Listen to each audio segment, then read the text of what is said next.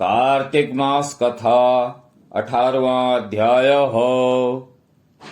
एक दिन महाराज पृथु ने नारद जी से पूछा, हे देवर्षि नारद जी, समस्त गोपियों में राधा जी ही भगवान श्री कृष्ण को इतनी प्रिय क्यों है तथा कार्तिक मास में भगवान श्री कृष्ण के साथ उनकी ही पूजा क्यों होती है। नारद जी ने कहा, हे राजन, पहले मनवंतर में पांचाल देश में प्राचीन भी नाम का एक राजा था। उसने विष्णु भगवान का एक अत्यंत सुंदर और विशाल मंदिर बनवाया।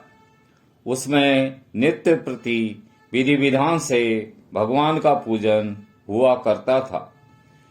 उसी नगर की एक अति सुंदर स्त्री प्रेम में विह्वल होकर भगवान के सामने मोहक नृत्य किया करती थी।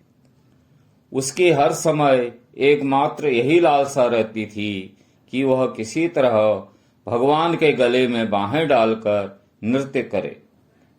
एक दिन उसने अपना समस्त धन गरीबों में बांट दिया और भगवान के सम्मुख नाचते हुए अपने प्राण त्याग दिए।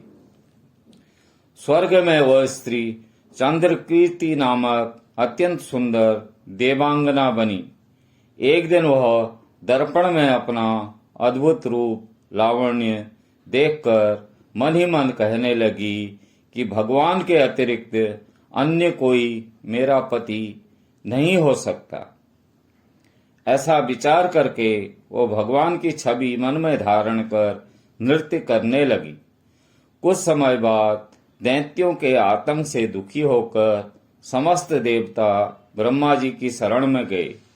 तब ब्रह्मा जी ने भगवान विष्णु के कृष्ण अवतार लेने का संपूर्ण वृतांत देवताओं को सुनाया और साथ ही उनको आज्ञा दी कि देवता ग्वाल बाल एवं देवांगनाएं गोपियों के रूप में जन्म लेकर भगवान की सेवा करें। देवांगना चंद्रकीर्ति ब्रह्मा जी से प्रार्थना करती हुई बोली, हे पितामह, भगवान स्वयं मेरे साथ नाचें, मेरा पूर्व जन्म का यह मनोरथ पूर्ण करने की कृपा कीजिए।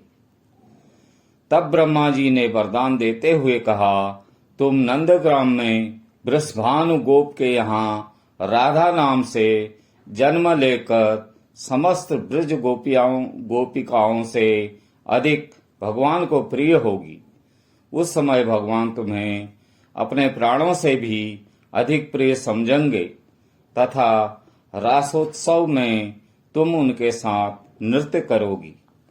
इस प्रकार तुम्हारा मनोरथ पूर्ण होगा। ब्रह्मा जी के वरदान को पूर्ण करने के लिए श्री कृष्ण अवतार में भगवान ने राधा जी के साथ रासोत्सव में नृत्य किया और उन्हें अपने प्राणों से भी अधिक प्रिय माना। बोलो श्री राधा रानी की जय।